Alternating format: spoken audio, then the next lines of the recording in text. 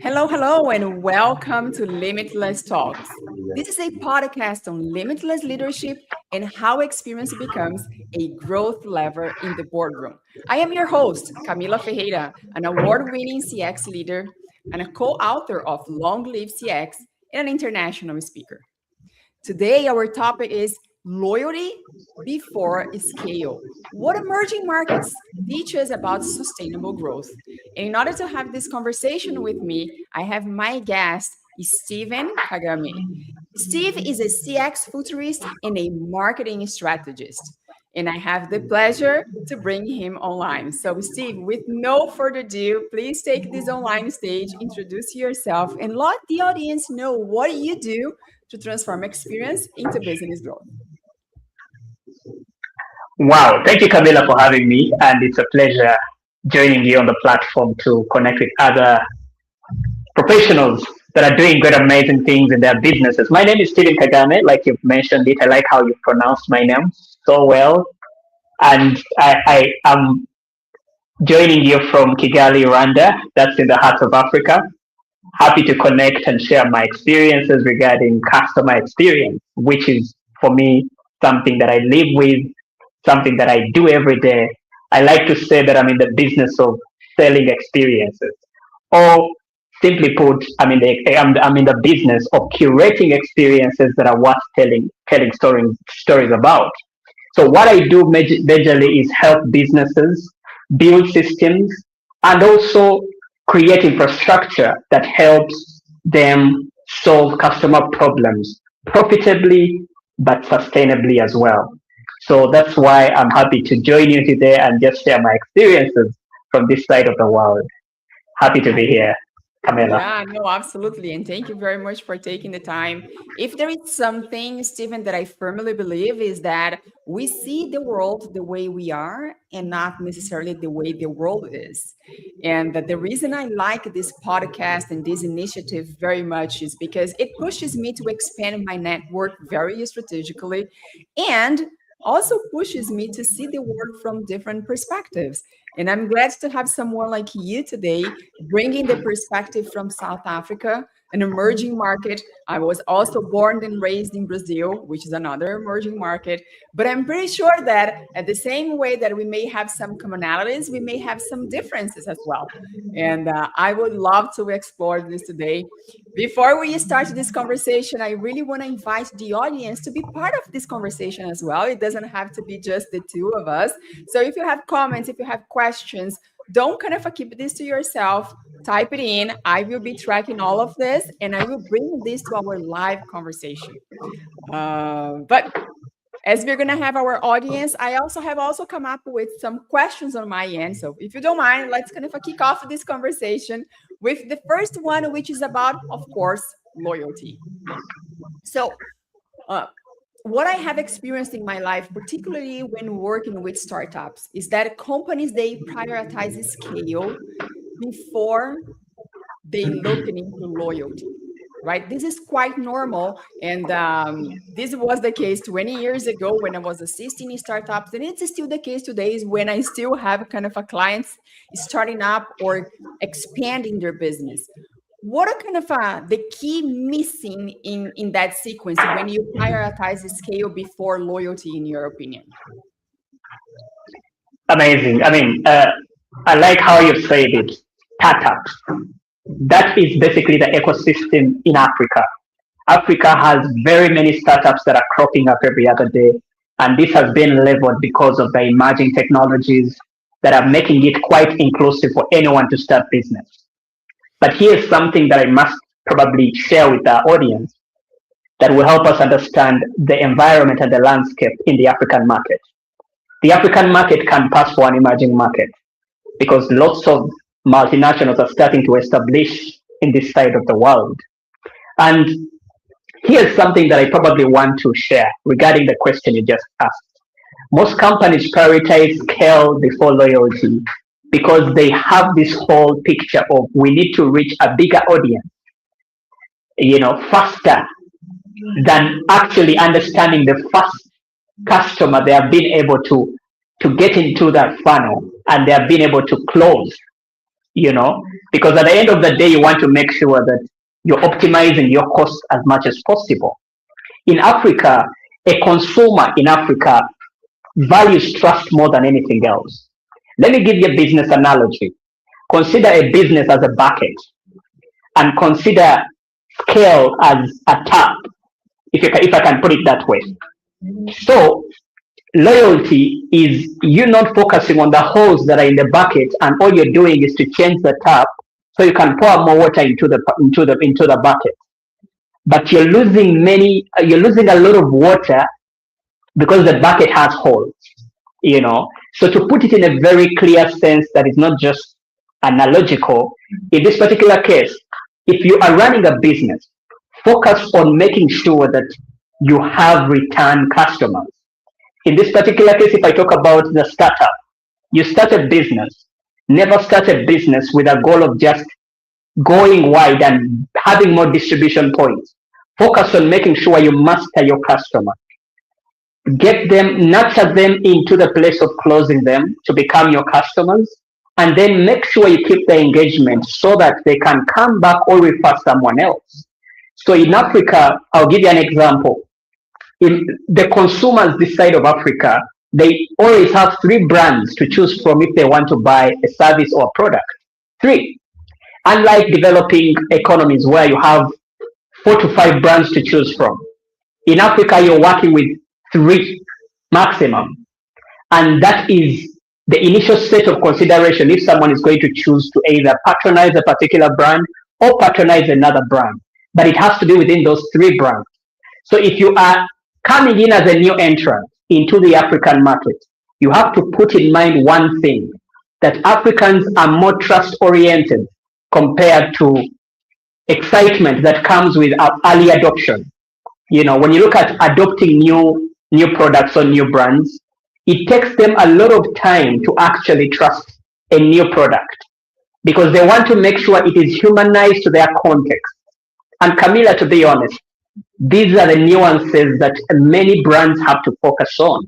If you want to get into a market and build authority in that market, in Africa, don't look at the customer as an individual. Look at the customer as an institution. If I like to put it this way, B2B marketing shows us that there is a decision-making unit if you're going to get business or close business with a brand from a B2B perspective. But now when you come to a business to consumer, many people think that it's going to work the same way as you do it they normally call it mass marketing, where you go mass marketing, you do a lot of advertising to make sure that the mass knows you very well. But here it's quite different. People normally incline to locally existing brands, and that is because they trust that whenever they need something, that brand will give it to them in the way they want it. So they want to look at a brand that has built trust with them. So in Africa, when you look at a customer has about 3 people that inform their decision of either purchasing your product or not. One of them are their leaders.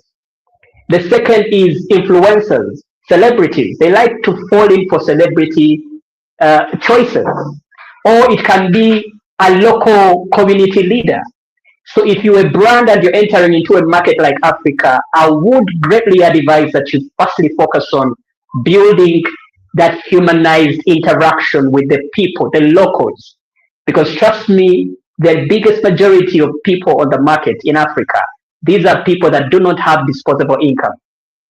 So you're not going to think that they're going to jump on a new product because they want to try it out. Many of them are actually making decisions based off of survival. So if you are a brand that is coming into the African market, it's very important to understand the customer persona of the segment you're trying to connect to. And for emerging markets like ours, it's very, very prudent that when you are coming into this market, you focus on firstly building trust, getting these people to know you, and then after building trust, you now start to introduce to them different products that you want to probably introduce to them. And then you can now scale into other markets. The easiest way to scale here is a referral kind of marketing. You cannot get business if you've not built trust with your first customer. And that is the best way to actually grow sustainably.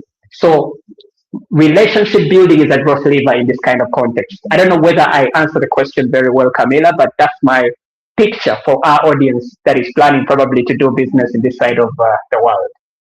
Oh, absolutely. It was a masterclass by itself. And I think there's so much for us to unpack. And by listening to you, what kind of came strongly to me is the cultural part of expanding your business, right? Because what you were saying about Africa, and it's very interesting to know that you have three leading brands. And for you to start a business, for you to grow a business, it's important that you understand how those three brands not only were created, but they are still alive, which seems to be very much based on that relationship. And what I see, the mistake I see some companies making, particularly when they expand internationally, is trying to replicate what they used to have in their home country or in their kind of headquarters to the other country. And just by listening to you, I was thinking, what a difference between the American and the African market. And there is no right or wrong. There is the difference. I like very much what you bring to the table, which is the relationship and which is trust, because to me, this is what helps business to sustain performance long term. And I do understand where this rush from startups come from to scale. They need to prove their business, right? So the fact that you have a great idea, the fact that you kind of are very much excited about your business does not necessarily mean that you have a business or a sustainable business. So the rush for scalability is real and very much needed when we talk with investors and once we think about proving the concept. But there are different ways of doing this, and that's the part that sometimes I believe people may not do it right. In that kind of anxiety of expanding, they do it at the expense of trust or at the expense of a building long-term relationship. You may end up selling today or scaling today, but not necessarily sustaining long-term, right? And I want to bring here a message or question actually from Travis Smith. For a startup, what do you think is the first thing to focus on to attract your first client? That's powerful. That's powerful. For a startup in this, that's a very powerful question, and I like it that someone in the audience has brought it up. What is the best thing to focus on if you are a startup? I like to say that if you are looking to build long term, solve the most impending challenge of the customer. Understanding the culture nuances of the market you're trying to penetrate is very important. One thing you need to know is that what is the most pressing need of the person I'm trying to solve a problem for? Because you cannot solve a problem if you have not fully understood or acquainted yourself with the person dealing with that problem. So knowing what is it that they value, that's very important because our decisions are very much informed by our core beliefs. So if you want to bring up a startup in a market like Africa, you want to make sure that I understand what these people define as their truth. You understand what they believe in. What do they value? What is priority to them? I'll give you an example. If you're bringing a software in Africa, or probably a software as a service, if that is probably your line of business, you want to firstly understand, yes, I'm focusing on B2B, but what is, in this case, if I'm to define a B2B persona, what are their challenges? If it comes to maybe operational challenges, you're probably trying to solve an internal operational challenge, and you are a startup. You want to understand, okay, what is the most overarching challenge of this company? If it's a bank, probably security or fraud is one of the things they fear. What are you going to bring in for that bank to make sure that you are actually touching that pain point? Because without clarity on what pain points you are alleviating, you are positioning yourself for one-time glory. You're going to get that customer in, but you're not going to be able to sustain them for a long time. Why? Because you did not quite understand how in a long-term sense, this is going to give them value. So I like to say that get into the shoes of the person you're trying to solve the problem for. Understand the gravity of that problem, and then introduce a solution that does not only solve the problem, but communicates value to them in a long-term sense. Because most brands are trying to cut costs. We all understand that we're in a period where the economy is quite tight for many brands. So if you are a startup and you're getting into a market like Africa, look at what is the most important way I can get into the space of this customer.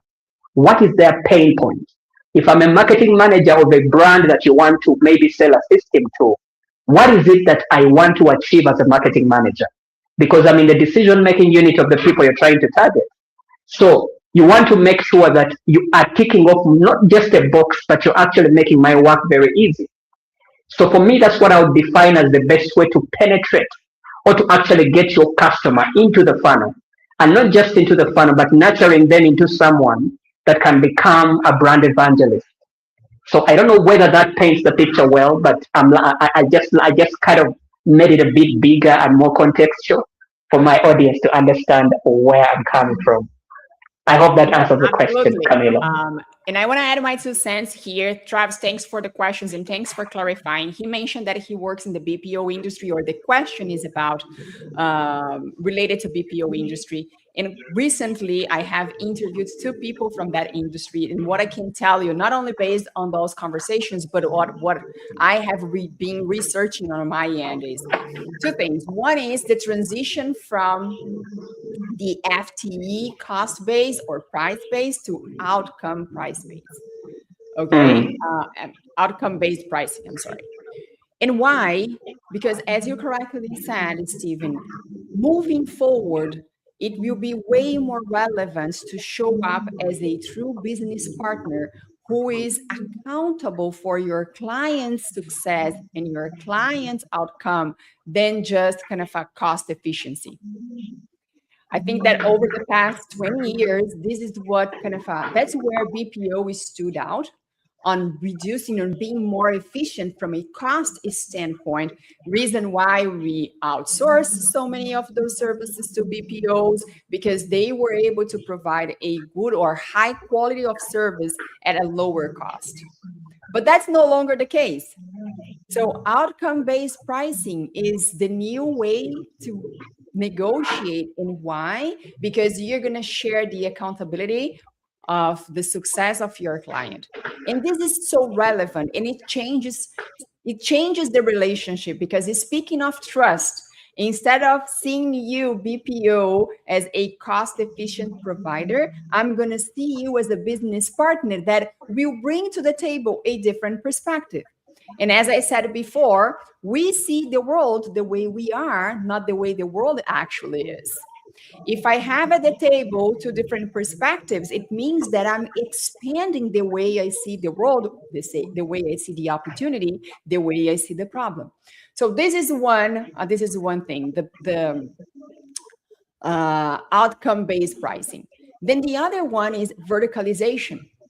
In the past, we used to add more services and solve for the clients for different situations. Nowadays, if you really want to become a trusted or a trustworthy business partner, you need to verticalize. And why? Because you need to better understand that industry.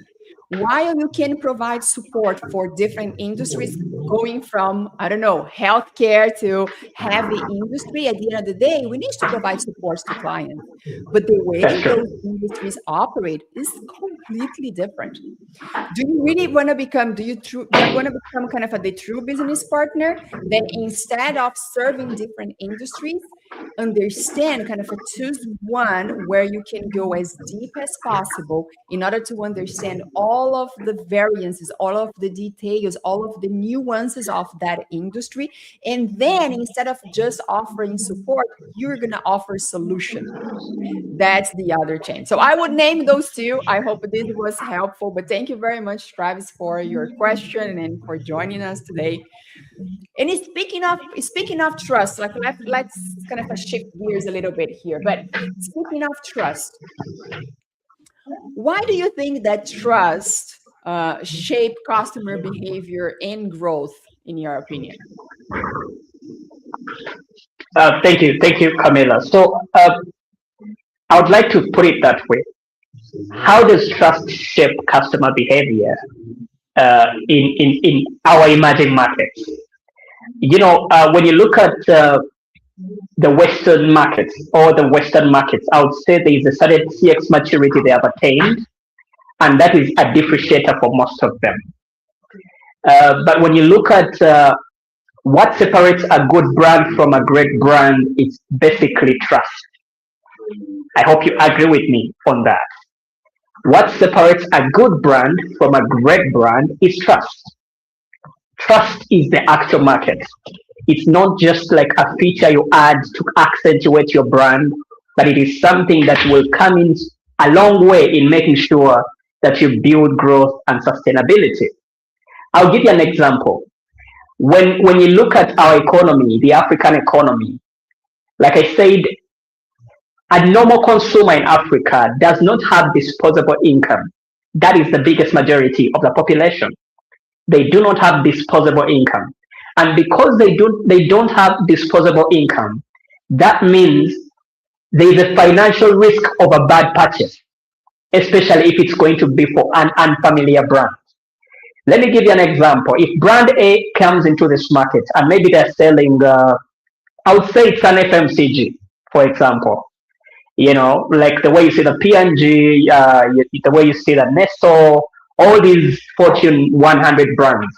If it's coming into Africa, in fact, let me use the example of Unilever. Unilever came into the African markets, and what it did, it started to come up with sachets that could be used by people that are living in rural areas. In other words, someone who didn't have disposable income would actually get a sachet of maybe an ingredient, for example, to use in their meal, which was pretty much something they could afford. They didn't bring products in the packaging that could fit a market that they were used to, maybe the European market or maybe the Asian market. When they came to Africa, they decided to customize it to the cultural, I'll call it to the cultural nuances of that place. That's something very important. I'll give you an example now. When you get into the African markets, brands like my power just on. Yeah, when you come into the African market, if you are a fintech, you're going to focus on how do I humanize my brand? How do I humanize my brand? Because trust has to be embedded from a community point of view. And you can start by doing financial literacy programs or local partnerships, village banking models, not just advertising and doing above the line kind of advertising like many brands like to do. But you can actually get to a level where you get to where the customer is. That way, you're going to build trust with people that are able to interact with you from a human perspective. I'll give you an example of a brand called M-Pesa. M-Pesa is it started in Kenya, Nairobi. I understand probably when you do some research, for those that do not know Kenya is in Africa, is in East Africa. So Kenya is one of the biggest economies on the continent. So M-Pesa came in to create financial inclusion because banks were not seeing the last customer who wasn't able to bank. So this is a platform that came in to allow people to transact. That even someone having a kiosk in some place in a village had the opportunity to transact using that platform. But they did that by creating agents. Agents are like individuals that are representing your brand, but in a different location. And these agents were people that they knew and would interact with. This helped build trust. And that trust made the business grow at unprecedented levels or unprecedented speeds, because they understood the customer, they understood the consumer. The consumer was looking at, who can I go to if I want to make a transaction? Who can I go to if I want to withdraw money? That was before anything else came when it comes to fintech. So M-Pesa literally took over the market because it understood the pain point of the biggest majority of the consumers. They needed a platform that could allow them to transact even with their little volumes or little amount of money. So I like to say that disposable income being constrained in the African market easily makes someone become averse to actually trusting a new unfamiliar brand coming into the same market. They will literally think twice before they choose to patronize that brand. So customers don't gamble when it comes to unfamiliar brands. They buy trust. They don't just buy the product. You need to firstly build that trust. And that's what this brand that I've just talked about called M-Pesa did. It firstly built a system that allowed it to have human agents in different locations where these people that wanted to use the product would meet them. And that helped it to scale even faster. But the scaling came because they firstly focused on solving that customer's problem. And then after solving it, it became very easy for other people to come and use the platform. So I would advise anyone that is trying to really get into such markets to look at trust as the game changer for anything that you want to do. Don't rush into customer acquisition, even when that's the first step. When you get into a new market, you want to make sure you're known. But as you're getting known, focus on how do I build trust with the customers I'm getting into the top of the funnel? How do I nurture them to becoming my clients? And from becoming my clients, they can actually become my advocates. That's where you're going to reduce on the cost of diversifying or developing your market, and then you're going to build a sustainable brand. That is exactly what can help you optimize trust to make sure that you thrive in an emerging market like Africa. Oh, I love it. And I love it particularly because the discussion here is not about the quality of the service or the product. It's about understanding your audience, understanding where your customer actually is, and meeting your customer right there. In the example of Unilever, for example, again, it's out of this question of the quality of the product, but does it feed my audience's needs and expectations? Can they afford? And of course, that this will translate into trust. And why? Because if you are offering me something that I cannot afford, it means that you're not taking me as a person into account. You are from the beginning excluding me because you are offering me something I cannot afford. So it's not about the quality of the product, of the service that many companies focus on. And again, definitely needs to have a high quality service and product, but it's not only this. And that's why I normally say that, first of all, we need to meet our clients where they are. We need to speak our clients' language. And in this example, it made clear to me that the company was not meeting the client where it was, and not only speaking their language, which is a huge mistake because you're not going to build trust. And of course, you're not going to be able to grow your business. So thank you very much for bringing real examples that help the audience understand why trust is so relevant. Why trust is the foundation of loyalty, which is something that I believe with my eyes closed. And we have someone here from LinkedIn asking a very interesting question. So hello, Ms. Camila, and hello, Steven. What is the best way to enter the African cybersecurity market, for example, or what are the key points a European company needs to know about B2B in Africa in order to succeed? Wow, that's amazing. Cybersecurity. When you look at cybersecurity, I've started to see brands coming up because when you look at how people are very skeptical about what it is that they can keep in terms of privacy, privacy has become like a serious component of people's ecosystem in whichever place they're living. They want to make sure that their privacy is one of the things that they can keep. And so cybersecurity is something that they're trying to appreciate because of the cost that comes with actually losing either probably if I put it in the sense of maybe like a financial institution, like a bank, banks that are coming up are actually focusing on anti-fraud, you know, softwares or things that can help them guard themselves from such incidents. So for me, I think if you want to get into a market like Africa, it's very important to focus on, okay, yes, what kind of B2B customer segment am I trying to target? Because cybersecurity solutions, I must believe that they are tired, and you want to understand, okay, yes, if it's working in a North American market, if it's working in a European market, what problem am I solving for that market? Is it something they value? If I brought it to them, do I need to firstly go through a journey of informing them why they need cybersecurity? For example, there's a brand called ShieldTech in the very space where I work.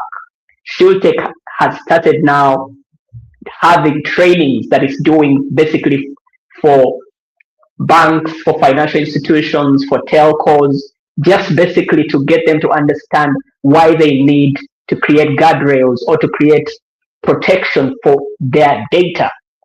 Because right now data is the new oil, if I can put it that way.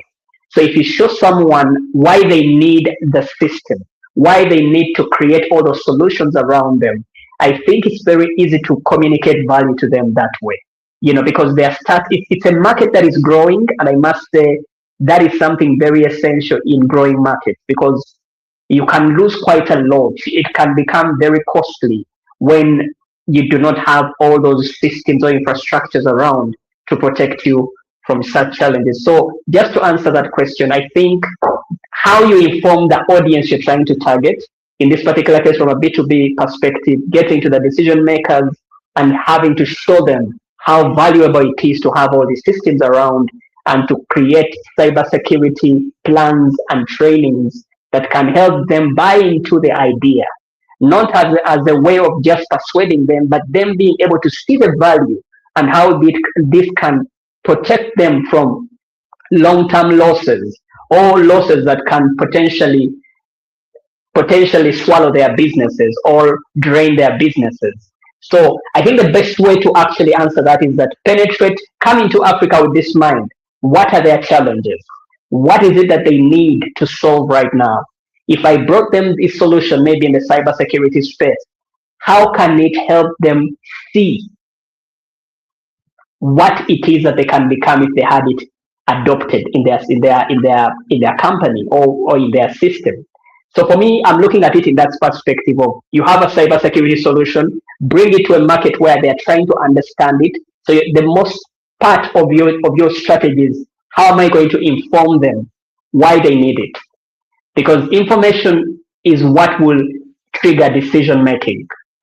You may advertise and do all these things, but the message you put in the advertising may probably not come off as a clear message to them if it does not speak to what pains them the most. So from a B2B perspective, get to speak with people that are in the decision-making units, especially of these brands, and then show them what this could make their companies become if they had these controls in place. And that way you're going to win them over, and basically they're going to become your customers.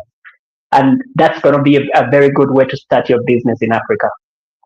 Wow, well said. Again, it was another masterclass, and I'm pretty sure that this person from LinkedIn got a lot from you. And this is a good segue for the last question I have for you today, which is about CX being considered, being treated as an infrastructure. This is something that you normally say, and I have to agree with you, but I would like to explore, what does it look like in practice? So why do you believe in that? And that's kind of a CX must be treated as an infrastructure.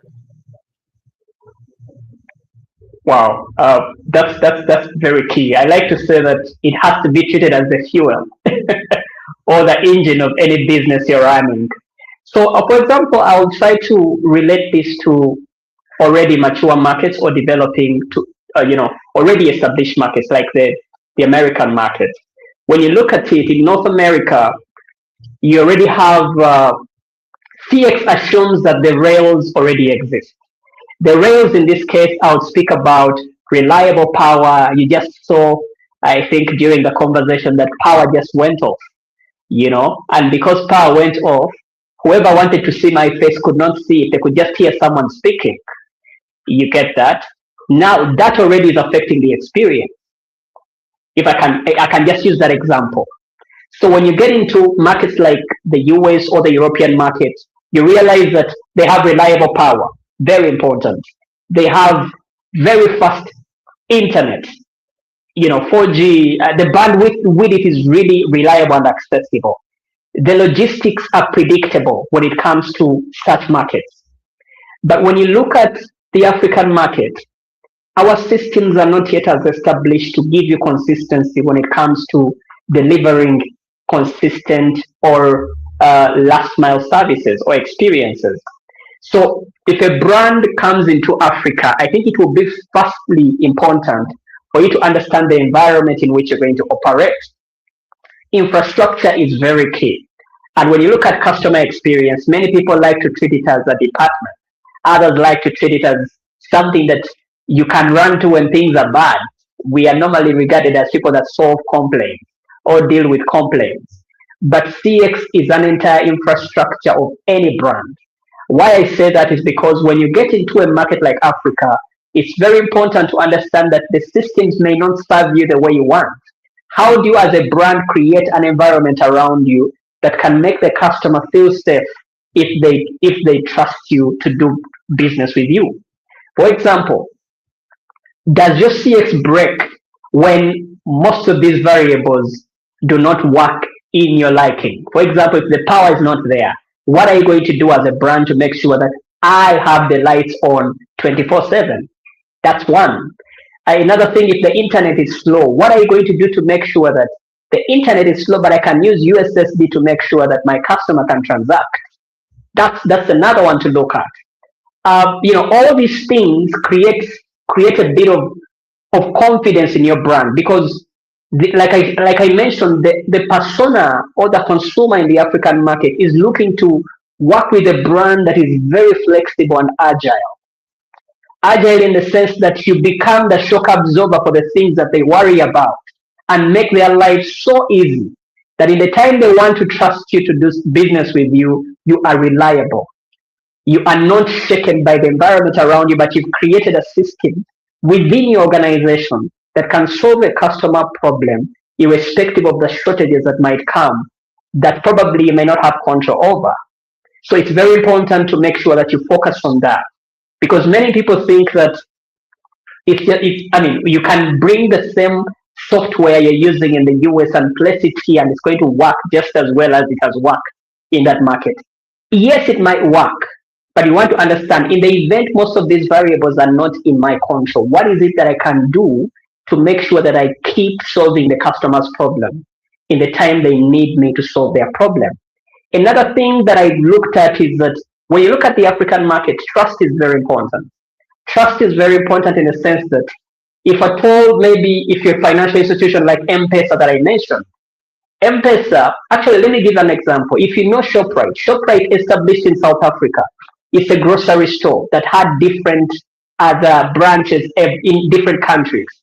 So ShopRite got into countries and it decided to increase on its distribution outlets, not knowing that because it came with the expectation that people were going to get into the supermarket and just buy whatever put there, it had forgotten that there is someone with a small shop in a certain village who is selling the same products that I'm selling, but because the customer knows them and can reach them in case they want to get credit, this person actually got more customers coming to them compared to ShopRite that didn't give out such credits to their customers.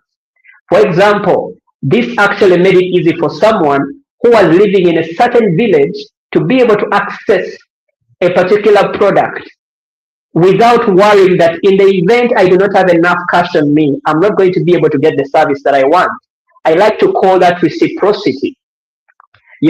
Altruism in behavior science normally says that a brand has to get to a level where it's empathetic enough to understand the needs of the market that it is operating in.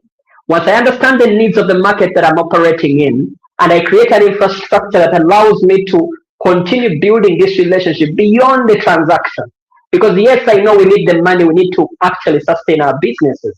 But how about we understand that, okay, yes, if this customer is able to grow their financial capacity, won't they be a valuable customer for me in the long run?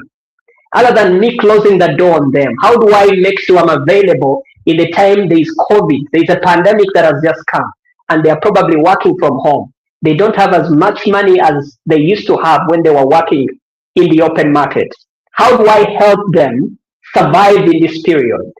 That way, you're actually building an infrastructure that is going to make it easy for you to thrive in an emerging market like Africa. So I don't know, Camila, I'm trying to bring it in a way that is understandable, but trust me, understanding your customer and building systems around the customer is going to help you actually have a consistent customer experience across the board. And you're going to build trust, which is going to become your differentiator. One thing I like to tell businesses that people may copy how you set up yourself. People might copy how you distribute your branches. It could probably be a delivery business. They might copy how you brand and how you do all these things, but they can't copy how you make a customer feel. So focus on making sure you build an infrastructure that eventually gives you that feeling that is consistent.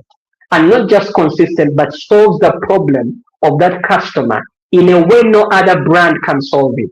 That way, you're going to thrive and build a sustainable brand in such markets that are still building systems that are not even as supportive, but actually you will stand the test of time if you keep building for the customer, regardless of the prevailing macroeconomic factors. Amazing, amazing. And just to wrap this up, Maya Angelou once said, right? People will forget what you said, people will forget what you did, but they will never forget how you made them feel.